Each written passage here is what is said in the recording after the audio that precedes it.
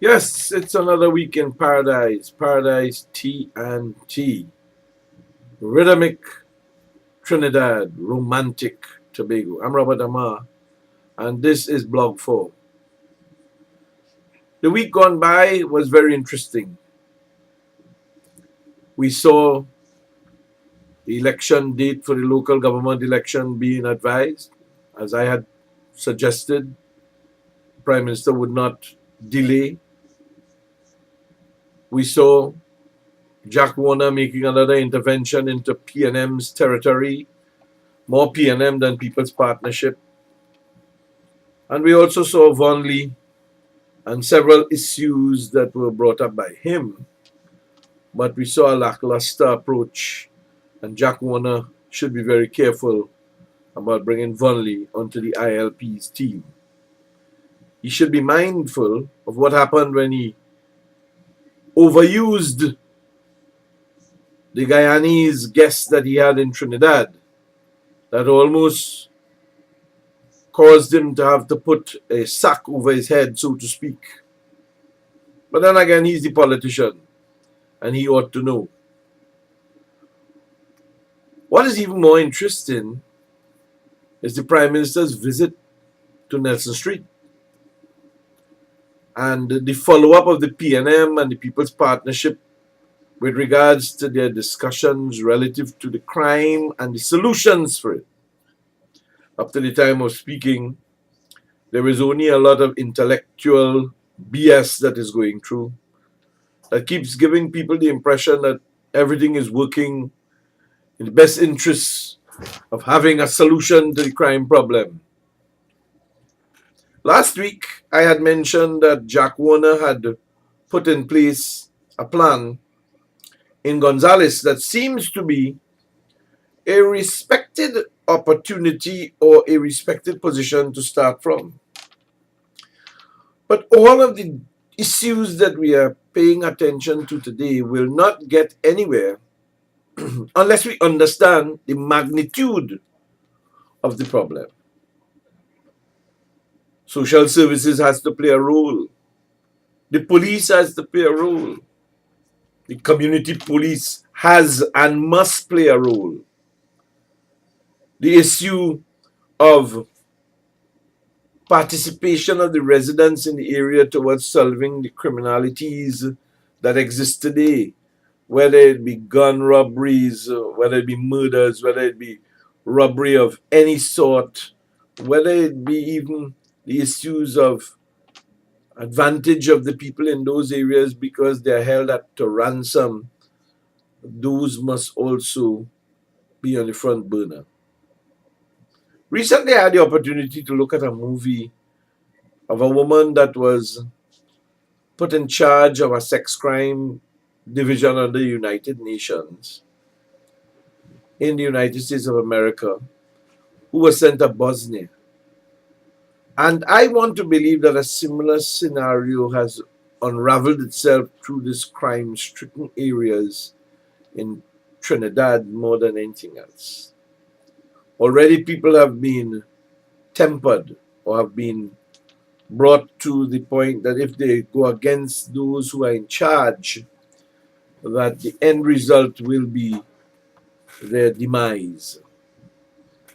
This is not a far-fetched situation that is possibly already enshrined into the Trinidad and Tobago's mechanisms. What is worrying is whether the police has the graphic information. Because as we speak today, the young man that was killed together with the woman, they have not apprehended any of those who were shown on video.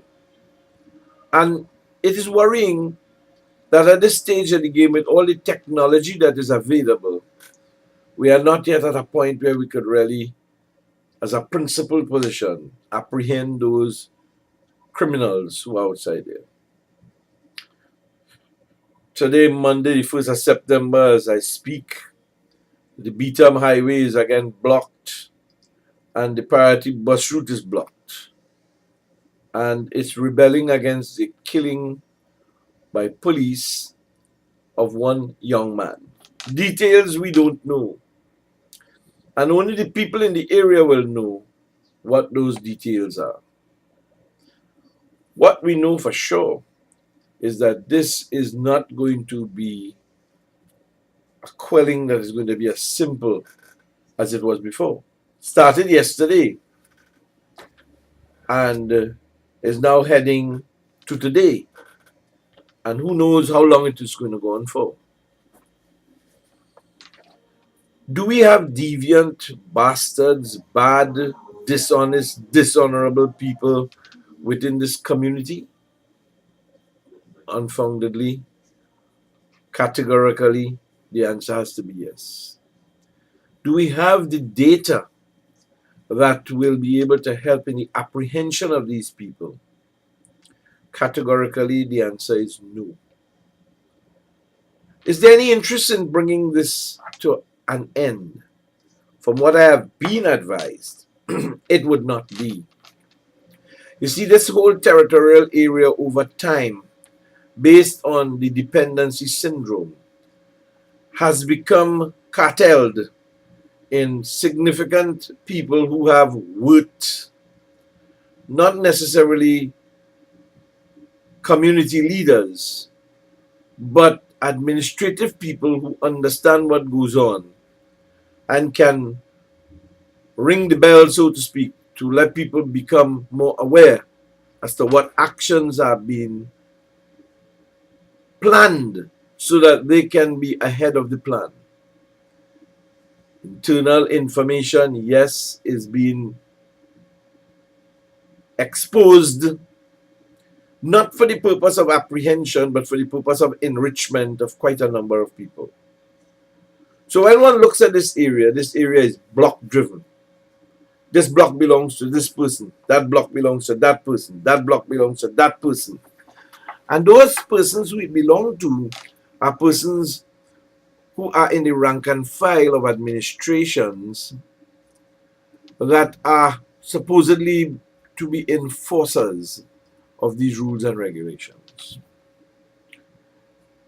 It clearly means that there is a necessity for putting into these areas zonal combating systems that can attack the perpetrators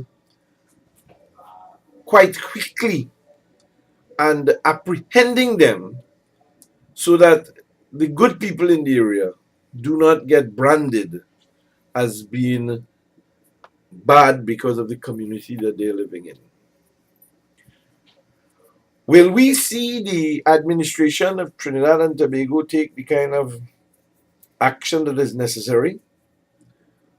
Well, if everything that has been printed in the Selwyn Rand report was credible, then one could see possibly the action being taken because it would be from a point of reference of fact.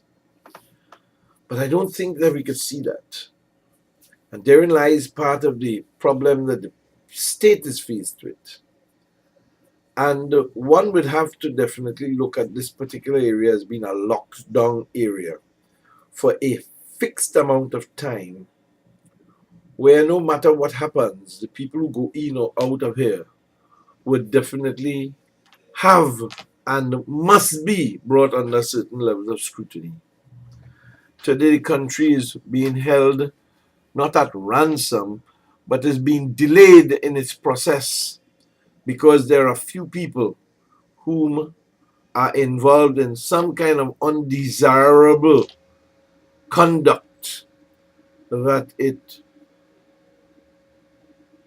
leaves a significant amount of bad taste in the mouths of those who are living in the area but not supporting of that type of behavior.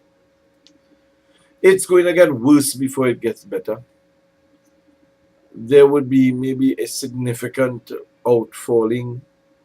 Many people may lose their lives based on the way they are behaving. At this stage of the game, they have already ascertained and determined that they have nothing to lose. Therefore, their own best interest is to destroy everything that is in there, that they cannot have any kind of entitlement. Let's leave that for a minute and look at some of the other boiling issues. Starting with the issue of our good friend Von Lee. The truth is, under no condition is he going to be able to win back his seat. Not even if the mighty father from upstairs come down. Not even if he come at two soup and snakes this time. He is what you call a has-been politician. And unfortunately, he's made his own grave that way. He was too aloof. He's not down to the ground. And he continues to operate as if though he's still a judge. When in truth and in fact, he has to operate as a layperson. But he can't do that. He's risen too high in the rank to even consider to stepping down to meet the regular man in the street. We look at the Prime Minister's outpouring with the opening of the new highway, and we ask ourselves, okay, what does she think that appeal is going to do? Saying that it's been built for the better good. Well, if it was being built for the better good, nobody would be fighting it. But I think that while we may need the opening up of the country, we need the opening up of the country in a particular manner that does not devastate or destroy some of the naturalness of the country at the same time. Kublal Singh seems to believe that what he has been able to accomplish relative to the report substantiates very much the decision in good governance that this particular piece of the highway should not be built. I cannot understand it at this stage, because at the point where it is joining up right now, it doesn't seem as if though that area is going to become any confusion with regards to how they move forward. As far as the swamplands and how much has to be filled and what's going to happen with it, your guess is as good as mine. I don't know. I haven't got a clue. There isn't enough easy to absorb data available for anybody who is trying to make a decision to use those documents in guiding them to doing what is right. And of course, finally, local government election is October the 21st. And this is when hopefully we will see whether or not the country is still pro-People's Partnership, as there will be a significant amount of political institutions that will be on the hustings to winning those particular councils. I hope to be part and parcel of that, and if you are in any way inclined or interested, please feel free to contact me and let's discuss the options. 738 39 43.